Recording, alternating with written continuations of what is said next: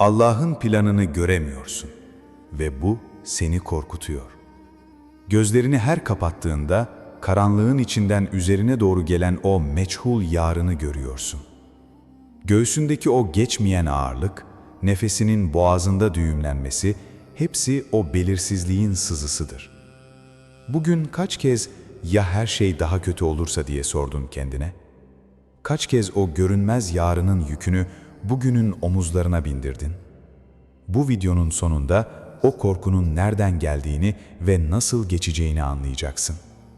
Geleceğin o bilinmez patikalarında tek başına yürüdüğünü sanıyorsun ama yanılıyorsun. İnsan olarak biz hep tutmak isteriz.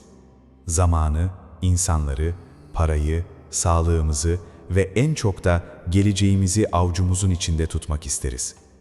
Sanki her şeyi planlarsak, her ihtimali hesaplarsak, o beklediğimiz fırtına bizi es geçecek sanırız. Bu, insanlığın o en kadim hastalığıdır. Kontrol illüzyonu. Düşün bir kez. Sımsıkı kapattığın avucunda incecik çöl kumunu tutmaya çalışıyorsun. Sen o parmaklarını ne kadar çok sıkarsan, kum taneleri o aralıklardan o kadar hızlı kayıp gider. İşte hayatın akışı da böyledir dert ortağım. Sen o yarını kontrol etmeye çabaladıkça parmaklarındaki gerginlik ruhunu esir eder. Bir iş yerindeki o gergin toplantıyı düşün. Her kelimeyi, her bakışı kontrol etmeye çalışıyorsun. Veya bitmek üzere olan o ilişkiyi. Karşı tarafın her adımını takip etmek, her düşüncesini yönetmek istiyorsun. Ama ne kadar sıkarsan o kadar çok kırılıyorsun.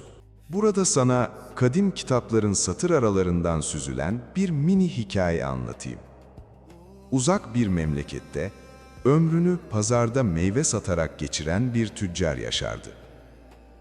Bu tüccar her sabah ya bugün hiç müşteri gelmezse, ya meyvelerim çürürse, ya yağmur yağar da tezgahım batarsa diye endişeyle uyanırdı.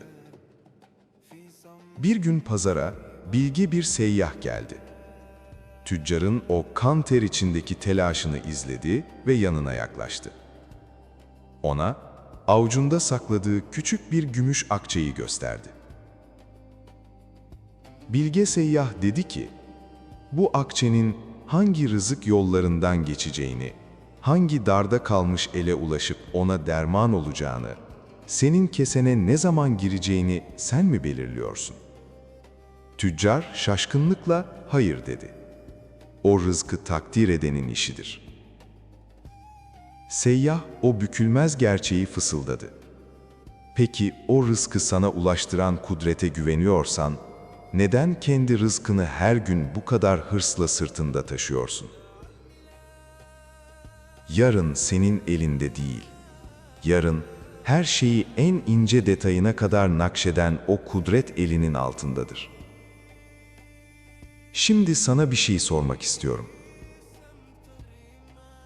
Sen o gece yatakta, o karanlığın ortasında en çok neyi düşünüyorsun? Şu an yorumlara in.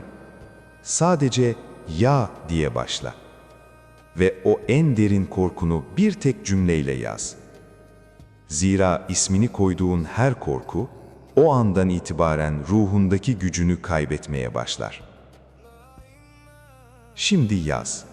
Ben devam edeyim. Şeyhü'l-Ekber Arabi Hazretleri, Fütuhat-ı Mekkiye'de ruhun o en büyük sınavını gayb, yani bilinmeyen alemin bilgisi üzerinden açıklar. O der ki, insan aklı sadece gördüğü sınırlı dünyayla düşünür. Bizler başımıza gelen her darlığı, her kapanan kapıyı bir yıkım sanırız. Oysa Yaradan, senin hayatını yatay bir düzlemde değil, zamansız ve mekansız bir derinlikte nakşetmektedir. Şaşırtıcı bilgi şudur: İbn Arabi'ye göre gayb, senden gizlenmiş bir ceza değildir. Gayb, senin o narin ruhunu dünyevi kirliliklerden korumak için çekilmiş nurlu bir perdedir. Eğer sen yarın ne olacağını her an bilseydin, bugün ibadet etmenin, secdede ağlamanın, Yaradan'a o derin muhtaçlıkla sığınmanın hiçbir kıymeti kalmazdı. Bilmemek, insanı kul yapan o en şerefli makamdır. Düşün ki bir ipek halı dokunuyor. Sen o halıya sadece arkasından bakıyorsun. Arkadan bakıldığında sadece birbirine karışmış karma karışık iplikler, düğümler ve düzensiz renkler görürsün. Ama o halının ön yüzü çevrildiğinde orada hayran uyandıran, her ilmeği milimetrik olarak hesaplanmış muhteşem bir desen zahir olur. Senin hayatın da şu an o halının arkası gibidir. Sana burada bir ikinci örnek daha vereyim. Çok başarılı bir mühendis hayal et. Gece gündüz en ince ayrıntılarına kadar hesaplanmış bir baraj projesi üzerinde çalışıyor. Ama şantiyede çalışan basit bir işçi o barajın devasa duvarlarına bakıp korkar. Bu duvarlar suyun basıncına nasıl dayanacak diye her gün titrer. İşçinin korkusu o mühendisin aklındaki o büyük projeyi görememesinden kaynaklanır. Sen de o şantiyedeki işçisin, dert ortağım. Kendi hayatının duvarlarına bakıp yıkılıyorum, bittim diyorsun. Oysa o hayatın asıl mühendisi olan Allah, o barajın ardında senin için görkemli bir nehir biriktirmektedir. Yaradan senin o darlığını görüyor, fısıltılarını işitiyor ve o sükût eden gecenin içinde senin için yeni yollar inşa ediyor. Peki sen o gece yatakta en çok neyi düşünüyorsun? Zihninin o dönüp duran çarklarında ya yarın aç kalırsam, ya bu darlık hiç geçmezse diye hangi endişeyi besliyorsun? Çoğu insan tevekkülü çok yanlış anlıyor. Sanıyorlar ki tevekkül, ben köşeme çekileyim, ellerimi kavuşturup bekleyeyim, nasıl olsa Allah benim için her şeyi yapar. Ters köşe işte tam burada devreye girer dert ortağım. Tevekkül pes etmek değildir. Tevekkül, usta bir çilingirin bütün gücüyle o ince işçilikle pirinç anahtarı yontup hazırladıktan sonra o kilidin açılmasını, her şeyin düğümünü çözen o yüce kudrete bırakmasıdır. İmam Gazali Hazretleri İhya'da bu durumu şöyle açıklar. Sebeplere sarılmayı reddeden kişi, sünnetullahı yani ilahi nizamı reddetmiş olur. Sen çalışacaksın, arayacaksın, kapıları çalacaksın ama o kapının açılma vaktini ve şeklini Allah'a bırakacaksın. Bir öğrenci düşün, sınava hiç çalışmıyor ama sınav gecesi Rabbim sana tevekkül ettim diyor. Bu tevekkül değildir, bu tembelliği kutsallaştırmaktır. Gerçek tevekkül eden ise o masanın başında dirseklerini çürütene kadar çalışan ama sınav salonuna girerken Rabbim emek benden, takdir senden diyebilen o asil ruhtur. Sana burada bir mini hikaye daha bırakmak istiyorum. Usta bir heykeltıraş hayal et. Önündeki kaba mermer kütlesine her gün ağır çekiçle vuruyormuş. Tak, tak, tak. Oradan geçen bir yabancı sormuş. Ey usta, o mermere neden bu kadar acımasızca vuruyorsun? Usta heykeltıraş gülümsemiş ve demiş ki, ben ona acı çektirmiyorum. Ben onun içindeki o asil abideyi ortaya çıkarıyorum. Eğer ben bu çekiç darbelerini vurmazsam, o sıradan bir taş kütlesi olarak kalacak. Ama ben vurdukça o herkesin hayranla izleyeceği muhteşem bir sanat eserine dönüşecek. Sen de şu an o heykeltıraşın önündeki o kaba mermersin dert ortağım. Yaşadığın o kayıplar, o kapanan yollar aslında senin ruhunu o büyük vazifeye hazırlayan ilahi dokunuşlardır. Cezalandırılmıyorsun, yontuluyorsun, olgunlaşıyorsun. Kehf suresinde anlatılan Hazreti Musa ve Hızır kıssasını hatırla. Musa aleyhisselam gibi bir peygamber bile o an gözünün önünde gerçekleşen olaylara tahammül edemedi. Hızır o fakir balıkçıların teknesini deldiğinde, Musa, "Sen ne yapıyorsun? O insanların ekmeğiyle neden oynuyorsun?" diye isyan etti. Zira Musa o an sadece delinen o ahşap tekneyi ve akan suyu görüyordu. Oysa perdenin arkasında, ilerideki limanda bütün sağlam teknelere zorla el koyan bir zalim kral vardı. Hızır o tekneyi delerek, aslında o fakir insanların tek geçim kaynağını o zalim kralın ellerinden kurtarmıştı. Hızır o duvarı onardı, Musa yine isyan etti. Bu insanlar bize bir lokma ekmek bile vermedi. Sen neden karşılıksız çalıştın dedi. Oysa o duvarın altında yetimlerin saklı bir definesi vardı. Ters köşe tam olarak burasıdır dert ortağım. Sen bugün hayatında açılan o deliklere bakıp ağlıyorsun. Yaradan senin o tekneni hafifçe yaralıyor ki ruhunu tamamen kaybetmeyesin. Sana burada tarihi bir hakikati anlatan o mini hikayeyi nakşedeyim. Mısır sarayının o görkemli tahtında oturan Yusuf aleyhisselamı düşün. Yusuf o tahta oturmadan önce öz kardeşleri tarafından ihanete uğradı, karanlık ve derin bir kuyuya atıldı. O kuyunun dibinde günlerce "Rabbim, ben ne yaptım? Babamın en sevgili evladıydım. Neden bu karanlıktayım?" diye gözyaşı döktü. Kuyudan çıktı, bu sefer köle pazarında 3 kuruşa satıldı. Zindana atıldı, yıllarca iftiralarla o dar odalarda bekletildi. Dışarıdan bakan bir aklın için Yusuf'un hayatı tam bir felaket, tam bir kayıplar zinciriydi.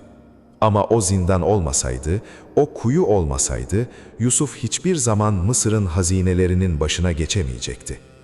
O karanlık kuyu aslında onu o muhteşem saraya götüren bir ilahi geçitti. Yaradan seni o kuyularda bekletiyorsa, seni unuttuğu için değil, seni o sarayların ağırlığını taşıyabilecek bir kaba dönüştürmek istediği içindir. Senin o felaket sandığın her şey, aslında senin en büyük kurtuluş destanının ilk satırlarıdır.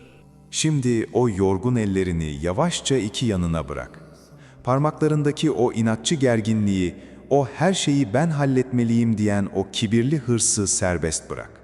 Zira sen o ipleri sıktıkça sadece kendi ellerini kanatıyorsun. Yaradan senin o telaşlı çırpınışlarına muhtaç değildir. O sadece senin ona olan o temiz güvenini, o asil teslimiyetini görmek ister. İbn Arabi Hazretleri o mucizevi kuralı kalbimize mühürler. Sen o yorucu dünyevi iddialardan ve sahiplenmelerden vazgeçtiğinde, senin için en başından beri takdir edilen o hayırlı lütuflar, hiçbir zorlukla karşılaşmadan senin o sakin kalbine kendiliğinden ulaşır. Sen kendi içindeki o nurlu cevheri parlattığında, sana gelmesi yazılı olan her nasip, her güzel insan, her hayırlı kapı zaten kendiliğinden seni bulacaktır.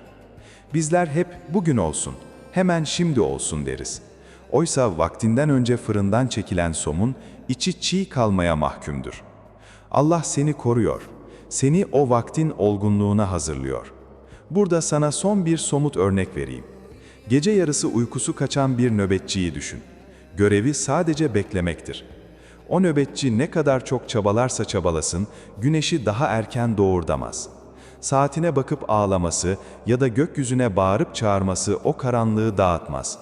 Onun tek yapması gereken, o bükülmez sükunetle nöbet yerinde durmak ve o güneşin kendi vaktinde doğacağına mutlak bir güvenle inanmaktır. Sen de şu an o şafağı bekleyen nöbetçisin dert ortağım. Kendi hayatının karanlığına bakıp isyan etme. O güneş en doğru zamanda, senin ruhunun en çok ihtiyaç duyduğu o anda doğacaktır. Şimdi o uykusuz geçen gecelerin, o sessizce döktüğün gözyaşlarının karşılığını alma vaktidir.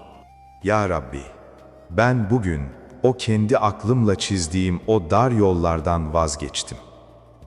Her şeyi kontrol etmeye çalışarak kendi ruhumu hırpalamaktan sana sığındım. Ben senin o sonsuz planını göremiyorum ama senin merhametine, senin o eşsiz sevgine sonsuz bir güvenle inanıyorum. Gözümden sakladığın o hayırlı kapıları benim için arala. Benim şer sandığım her şeyi benim için en büyük hayra çevir. Kalbime öyle bükülmez bir sükunet ver ki, hiçbir kaybın acısıyla yıkılmayayım, hiçbir belirsizliğin korkusuyla kaybolmayayım. Sadece sana dayanayım. Sadece senin o nurlu limanında dinleneyim. Amin. Amin. Amin. Eğer bugün o ağır prangaları seccadede bırakmaya hazırsan, yorumlara yaz. Güvendim. Yalnız değilsin. Allah'a emanet ol.